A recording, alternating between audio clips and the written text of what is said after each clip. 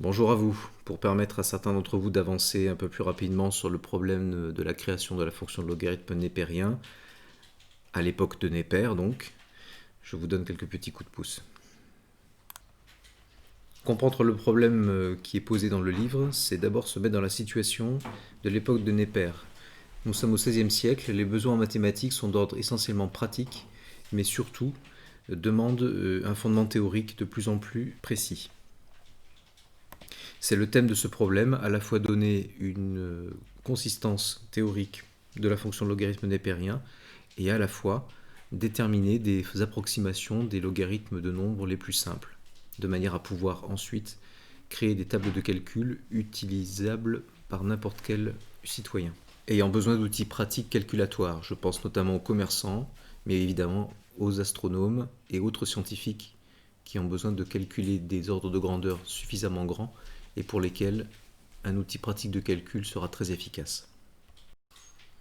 On refait un rapide retour sur la partie A.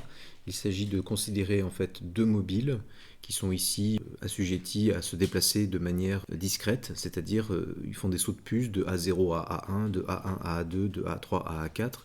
Sur cette demi-droite qui est celle du haut, les déplacements se font de manière arithmétique. Sur le segment du bas, le point G se déplace lui aussi par saut de puce, mais de manière non arithmétique. Les déplacements sont effectués suivant une progression géométrique par rapport au point B. Ainsi, pour tout entier K, GKB est égal à Q exposant K. En faisant correspondre la longueur GKB à la longueur A0 AK, comme il est indiqué 3 lignes avant la fin de la partie A, on note G de GKB égale A0 AK. On définit ainsi le logarithme du nombre GKB, et GKB est un nombre a priori plus petit que 1. On admet par ailleurs que la relation qui est obtenue, c'est-à-dire celle qui est dans la question 2, est valable en fait pour tout nombre Q strictement positif et pour tout entier K relatif. Et c'est avec ces données-là et ce résultat admis qu'on peut aborder maintenant la partie B. Dans la partie B, on considère que maintenant le point A et le point B ne font plus des sauts de puce de manière discrète, mais se déplacent de manière continue. Les points, en revanche, A0, A1, A2, A3 sont toujours distants de la même longueur petit l. Donc les déplacements en fait entre A0, A1, A1, A2, A2, A3 sont effectués à vitesse constante. C'est écrit ici dans le premier point. Le point A mobile sur la demi-droite D se déplace avec un mouvement uniforme, c'est-à-dire à la vitesse constante de norme V. Bon. Ce détail-là n'est pas important pour la suite, dans le sens du vecteur A0 à 1, c'est-à-dire sur le dessin de gauche à droite. Et le point A est d'abord situé en A0 au temps t égale 0. Dans le même temps, c'est-à-dire à t égale 0, le point G mobile est en G0. Lui se déplace également de manière à se rapprocher de B, mais contrairement au point A qui a priori n'a pas de limite, et c'est pour ça que la demi-droite A0, A1 ici est bornée en A0 mais non bornée à droite, autant le point G lui sera borné par le point B. En fait, le point G va se rapprocher au fur et à mesure de B. On est surtout là sur une notion de limite, tandis que le point A, lui, peut continuer sur sa lancée sans borne particulière, sans limite particulière. En fait, sa distance va tendre vers l'infini, alors que la distance de G à B va tendre vers 0. C'est-à-dire que GB est une distance dont la limite est égale à 0. Donc il faut bien comprendre que A0, A1, A2 sont atteints par le point A, sans arrêt, sans frein, sans accélération, à vitesse constante. Tandis que le point G, lui, dans le même temps, c'est-à-dire dans un temps qui est supposé infini, doit se rapprocher de B au fur et à mesure. Ça veut dire donc que sa vitesse va décélérer au fur et à mesure que le point A, lui, a une vitesse constante sans arrêt. Un petit dessin valant mieux qu'un long discours. Voici une petite animation vous permettant de comprendre la position des objets en mouvement. Au départ, comme prévu, le point A, qui est mobile et qui est inscrit en noir, est à la position A0. Le point G, qui est mobile lui aussi, et dessiné en noir, est à la position G0. Dans la partie B, et c'est valable aussi dans la partie C, le point A mobile est à vitesse constante et décrit la demi-droite d'origine A0 à la vitesse petit v. Quand on observe le schéma, on s'aperçoit que les distances G0, G1, G1, G2, G2, G3, G3, G4, G4, G5 sont en progression en géométrique. Ça veut dire que les distances ne sont pas égales entre elles, contrairement aux distances A0, A1, A1, A2, A2, A3, A3, A4, etc., qui sont, elles, en progression arithmétique. Donc, les distances entre deux points consécutifs sont égales entre elles, respectivement. Si on considère maintenant que les points A et G, qui sont mobiles, vont se rencontrer au même instant aux points respectifs A1 et G1, A2 et G2, A3 et G3, etc., on peut bien comprendre que si le point A est à vitesse constante, donc animé d'un mouvement rectiligne uniforme, le point G, lui, n'aura pas un mouvement uniforme puisque sa vitesse va décroître. Voici l'illustration en image de ce mouvement des points A et G simultanés. Comme prévu, les points A et G se rencontrent au même instant aux points AI et GI. Et au fur et à mesure du mouvement, le point A continue sur sa lancée à vitesse constante, tandis que le point G décélère, tendant à se rapprocher de B sans l'atteindre, puisqu'il s'agit ici d'une limite.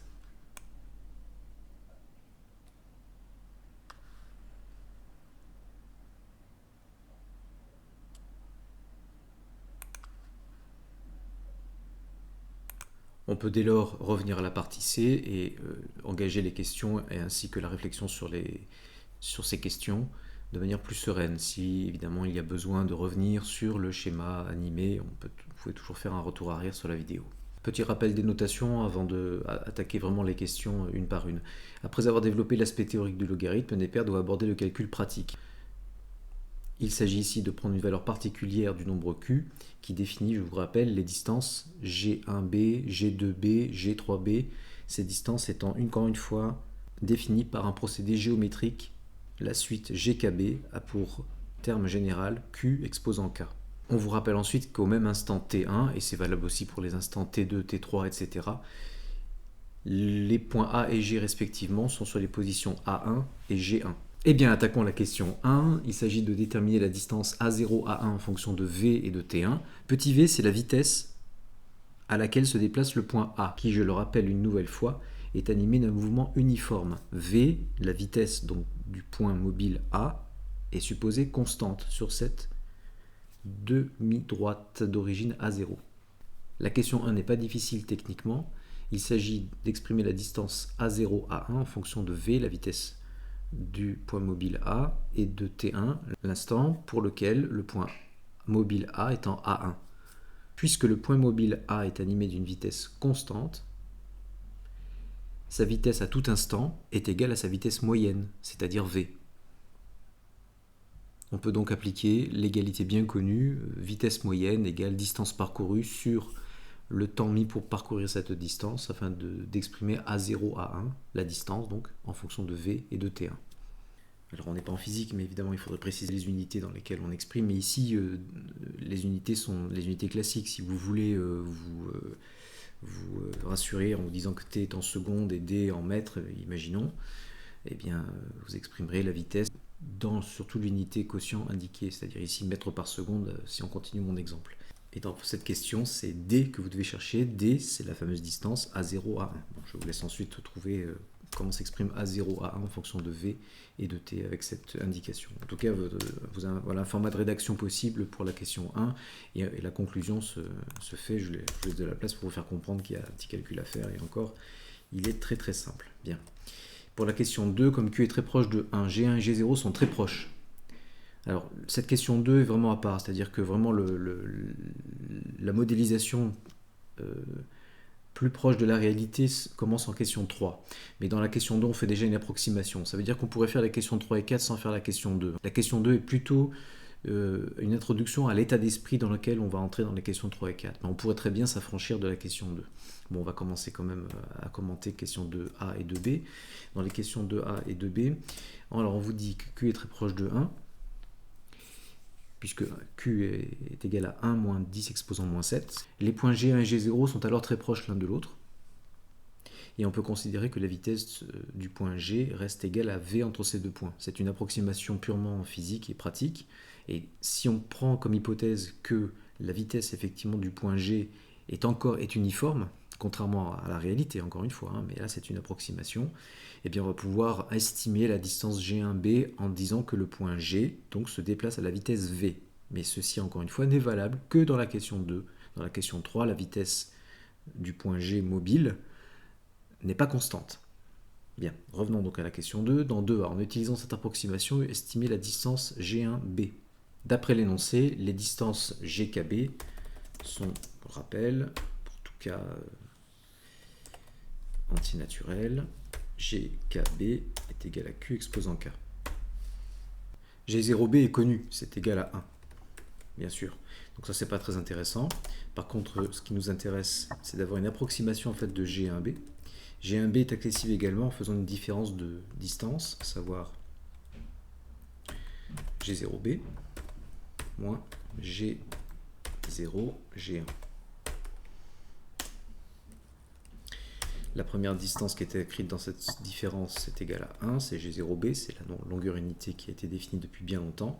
Quant à G0 G1, c'est là qu'on va faire intervenir l'hypothèse simplificatrice qui dit que G1 et G0 sont très proches et donc que la vitesse du point mobile G serait égale en approximation encore à V. Ça veut donc dire que finalement c'est comme si on considérait que le point G1 et le point A1 avaient été atteints au même instant T1 avec la même vitesse. Autrement dit, on va reprendre exactement le raisonnement et le résultat obtenu pour le point A à la question 1 et exprimer G0, G1 en fonction de V et de T1. Je vous laisse compléter l'égalité avec l'indication qui vient d'être donnée. Maintenant, il suffit d'utiliser la correspondance établie entre les distances GKB et A0, AK depuis la partie A, ce qui est noté dans la question B, le NEP de Q, c'est en fait le logarithme en fait ici, hein, donc on va simplement écrire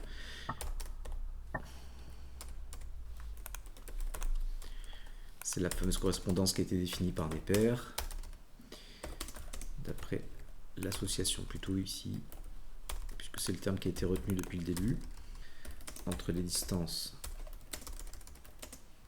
GKB et A0 AK. Ce qui est noté donc NEP de Q, en fait, c'est simplement, on peut s'affranchir de cette notation, on peut directement écrire que c'est le logarithme de Q, en fait. Comme on demande un cas particulier pour K égale 1, je vous laisse écrire cette égalité pour K égale 1 et utiliser ensuite les résultats précédents pour en déduire l'approximation qui a été donnée. À partir de la question 3, on revient à la modélisation un peu plus en rapport avec la réalité de l'étude expérimentale. Dans les questions 3 et 4, on considère cette fois-ci que le point G mobile n'est plus animé d'une vitesse constante et que la vitesse V décroît avec le temps. Alors pour donner une inégalité, je suis à la question 3, hein, pour donner une inégalité vérifiée par logarithme de Q, eh bien, il suffit de faire parler le dessin animé que vous avez vu précédemment dans la vidéo. Si effectivement la distance parcourue par le point G n'est pas exactement égale à VT1, c'est que donc qu'elle est sans doute inférieure à. C'est ce signe-là qu'il faut donc utiliser pour répondre à la question 3. Dans la question 4, qui est découpée en plusieurs sous-questions, il s'agit de faire une petite anticipation sur le temps et de revenir en arrière par rapport à l'instant initial t égale 0. Il faut imaginer qu'à l'instant t égale 0, les points A et G étaient déjà en mouvement auparavant. Ça veut dire que d'une part, le point A, qui est toujours à vitesse constante, même avant t égale 0, se déplace à la vitesse petit v.